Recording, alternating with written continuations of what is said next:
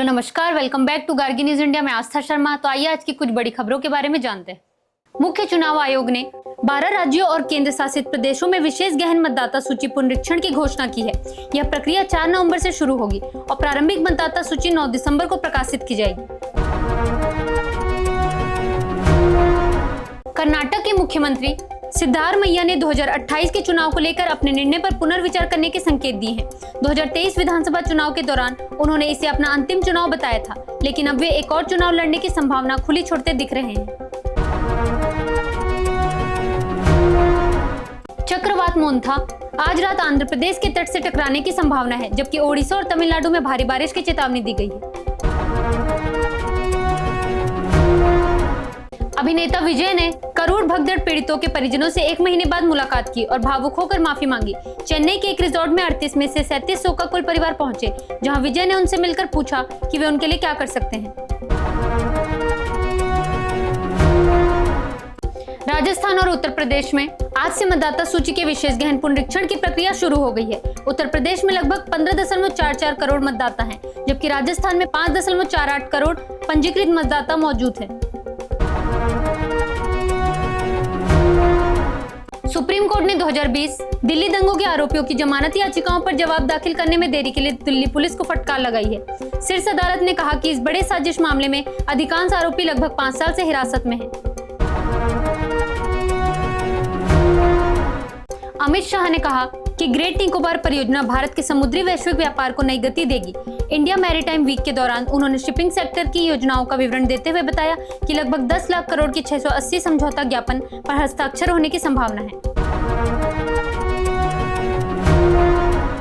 ग्रामीण बिहार में मतदाता अब भी अपरिचित जन स्वराज पार्टी के समर्थन को लेकर झिझक दिखा रहे हैं।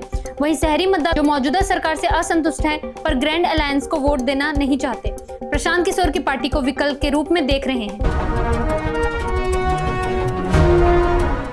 विपक्षी दलों ने सवाल उठाया कि जब बिहार के एसआईआर मामले में सुप्रीम कोर्ट सुनवाई कर रहा है, तो अन्य राज्यों में इतनी जल्दी क्यों की जा रही है।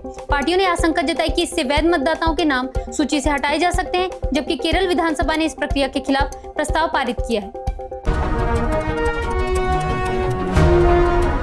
रक्षा मंत्री राजनाथ सिंह ने रक्षा आयात को लेकर भ्रामक दावों से सावधान रहने की चेतावनी दी है। उन्होंने निजी क्षेत्र से आग्रह किया कि अगले 3 वर्षों में देश में रक्षा उत्पादन में उनकी हिस्सेदारी वर्तमान 25% से बढ़ाकर कम से कम 50% तक की जाए। चुनाव आयोग ने घोषणा की है कि एसआईआर 2.0 प्रक्रिया 12 राज्यों और केंद्र शासित प्रदेशों में शुरू की जाएगी, जिसमें 51 करोड़ मतदाता शामिल होंगे। यह अभ्यास चुनावी राज्यों तमिलनाडु, पश्चिम बंगाल, केरल और पांडुचेरी में होगा, जबकि असम को सूची में शामिल नहीं किया गया है। पश्चिम बंगाल और तमिलनाडु की सत्तारूढ़ पार्टियों ने इस कदम का विरोध किया है। आंध्र प्रदेश सरकार ने बीपीएस के बाद अनाधिकृत निर्माणों पर सख्त कार्रवाई करते हुए उन्हें ध्वस्त करने के आदेश दिए हैं। यह आदेश नई शुरू की गई योजना के दुरुपयोग को रोकने के उद्देश्य से जारी किया गया है। पश्चिम बंगाल में एसआईआर प्रक्रिया के दौरान बूथ स्तर के अधिकारियों ने धमकियों को देखते हुए अतिरिक्त सुरक्षा उपायों की मांग की है। अधिकारी सुरक्षा चिंताओं और विभिन्न राजनीतिक गुटों द्वारा काम में बाधा डालने के कारण इस नई प्रक्रिया में भाग लेने को लेकर आशंकित है। भारत ने इलेक्ट्रॉनिक कंपोनेंट निर्माण को बढ़ावा देने के लिए $626 मिलियन के प्रोजेक्ट्स को मंजूरी दी है। इनमें Kaynes circuits India, SRF, Syrma strategic electronics और एसेंट सर्किट्स जैसी कंपनियों की परियोजनाएं शामिल हैं। चक्रवात मोन्था गंभीर चक्रवाती तूफान में बदल गया है। आईएमडी ने आंध्र प्रदेश और ओडिशा के तटीय क्षेत्रों के लिए रेड अलर्ट जारी किया। छठ पूजा के अंतिम दिन बिहार के घाटों पर श्रद्धालुओं ने सुबह के समय सूर्य को अर्घ्य अर्पित किया। पटना सहित राज्य भर में गंगा और अन्य जलाशयों के किनारे भक्त सुबह से ही उषा अर्घ्य देने के लिए एकत्रित हुए। जापान के प्रधानमंत्री ताकाइची डोनाल्ड ट्रंप को नोबेल शांति पुरस्कार के लिए नामित करने की योजना बना रही है। ट्रंप ने कहा था कि यदि उन्हें कई युद्धों को सुलझाने में उनकी भूमिका के लिए यह पुरस्कार नहीं मिला, तो यह अमेरिका के लिए अपमान होगा। पश्चिमी तुर्की में 6.1 तीव्रता का भूकंप आया, जिससे कई इमारतें ढह गई। भूकंप के बाद कई आफ्टर शॉक्स महसूस किए गए, जो इस्तांबुल सहित बुर्सा, मनीसा और इजामिर प्रांतों में महसूस हुए। राष्ट्रपति व्लादिमीर पुतिन और उत्तर कोरिया के विदेश मंत्री ने द्विपक्षीय संबंधों को मजबूत करने पर चर्चा की। यह मुलाकात उन दोनों देशों के बीच बढ़ते सहयोग को लेकर अंतर्राष्ट्रीय चिंताओं के बीच हुई है। टर्की ने ब्रिटेन से 8 अरब पाउंड में 20 यूरोफाइटर जेट खरीदने का समझौता किया है। अंकारा का लक्ष्य क्षेत्रीय प्रतिद्वंदियों जैसे इजराइल की बराबरी करना है, जबकि यूरोप चाहता है कि टर्की पूर्वी यूरोप में स्थिरता की भूमिका निभाए। श्रमिक संगठनों और राजनीतिक दलों ने पश्चिम बंगाल में मनरेगा बहाली पर सुप्रीम कोर्ट के आदेश का स्वागत किया है। पश्चिम बंग खेत मजदूर समिति ने कहा कि यह आदेश बंगाल के ग्रामीण श्रमिकों की निर्णायक जीत है और यह स्पष्ट संदेश देता है कि काम करने का अधिकार ना तो छीना जा सकता है, न ही टाला जा सकता है। मेटा ने अपने अनुभवी अधिकारी विशाल शाह को एक महत्वपूर्ण एआई पद पर नियुक्त किया।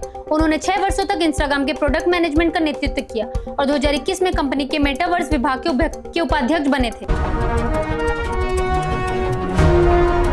फॉक्सकॉन एआई कंप्यूट क्लस्टर और सुपर कंप्यूटिंग सेंटर में लगभग 1.37 अरब डॉलर तक का निवेश करेगी।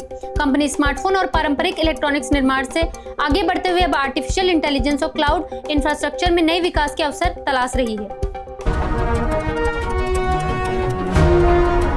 क्वालकॉम के शेयर नए एआई चिप लॉन्च के बाद 20% तक बढ़ गए। कंपनी ने बताया कि उसके AI 200 और AI 250 चिप्स एआई इन्फ्रेंस के लिए अनुकूलित हैं, यानी पहले से प्रशिक्षित एआई मॉडलों को चलाकर उत्तर उत्पन्न करने की प्रक्रिया के लिए बनाए गए।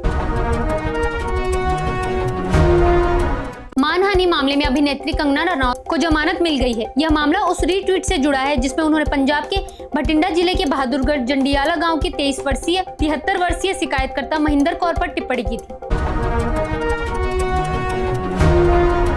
भारतीय राष्ट्रीय वॉलीबॉल टीम के मुख्य कोच मिहा इलोविच ने कहा कि भारत के पास 2027 वर्ल्ड्स के लिए क्वालिफाई करने का अच्छा मौका है। उन्होंने भारतीय खिलाड़ियों की प्रतिभा की सराहना करते हुए कहा कि पीवीएल खिलाड़ियों को एक पेशेवर माहौल में खेलने का अवसर देती है। महिला क्रिकेट विश्व कप में घायल प्रतिका रावल की जगह शेफाली वर्मा को टीम में शामिल किया गया है। सेलेक्टर्स मजबूत ऑस्ट्रेलियाई गेंदबाजी आक्रमण के खिलाफ शीर्ष क्रम में आक्रामकता लाना चाहते हैं। हारमन कंपनी पुणे के चाकण में अपनी ऑटोमेटिव इलेक्ट्रॉनिक्स इकाई के विस्तार के लिए 345 करोड़ का निवेश करेगी। इससे उत्पादन क्षमता 50% बढ़ेगी और 300 नई नौकरियां सृजित होंगी। आईटी मंत्रालय ने तमिलनाडु, आंध्र प्रदेश और मध्य प्रदेश में 7 निजी इलेक्ट्रॉनिक कंपोनेंट निवेश परियोजनाओं को मंजूरी दी है। 5,532 करोड़ के इन प्रोजेक्ट से लगभग 5,195 लोगों को रोजगार मिलने की संभावना है। इंडियन ऑयल का दूसरी तिमाही का मुनाफा साल दर साल आधार पर 40 गुना से अधिक बढ़ा है, जिसका कारण बेहतर रिफाइनिंग मार्जिन और कम आधार प्रभाव है। कर्नाटक हाईकोर्ट राज्य सरकार के उस आदेश पर रोक लगा दी है जो सार्वजनिक भूमि पर निजी संगठनों की गतिविधियों को नियंत्रित करता है। याचिकाकर्ता ने दलील दी कि हाल ही में जारी यह सरकारी आदेश, जिसमें 10 से अधिक लोगों के जमावड़े के लिए अनुमति लेना अनिवार्य किया गया है, संविधान में प्रदत्त मौलिक अधिकारों का उल्लंघन है। दिल्ली में पहली क्लाउड सीडिंग ट्रायल के लिए कानपुर से विमान से उड़ान भरी।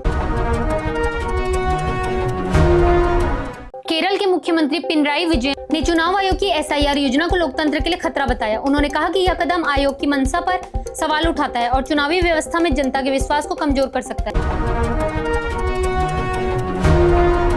बिहार विधानसभा चुनाव। तेजस्वी यादव ने कहा कि इंडिया गठबंधन का घोषणा पत्र बिहार को नंबर 1 राज्य बनाने का संकल्प लेता है। कांग्रेस नेता और लोकसभा में विपक्ष के नेता राहुल गांधी 29 अक्टूबर को मुजफ्फरपुर और दरभंगा जिलों में चुनाव अभियान में शामिल होंगे। पश्चिम बंगाल में SIR से पहले बड़ी प्रशासनिक फेरबदल, कई जिला अधिकारियों और उप विभागीय अधिकारियों का तबादला किया गया। शासन दल JDU के बाद अब विपक्षी राष्ट्रीय जनता दल ने भी चुनावों में विरोधी गतिविधियों के आरोप में 2 दर्जन से अधिक नेताओं को पार्टी से निष्कासित किया। निष्कासित नेताओं में पार्टी की राज्य महिला प्रकोष्ठ अध्यक्ष भी शामिल है।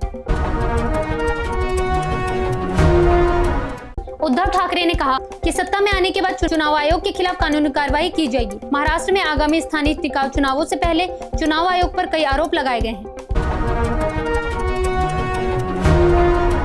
आंध्र और उड़ीसा तटों पर रेड अलर्ट जारी, हजारों लोगों को सुरक्षित स्थानों पर पहुंचाया गया।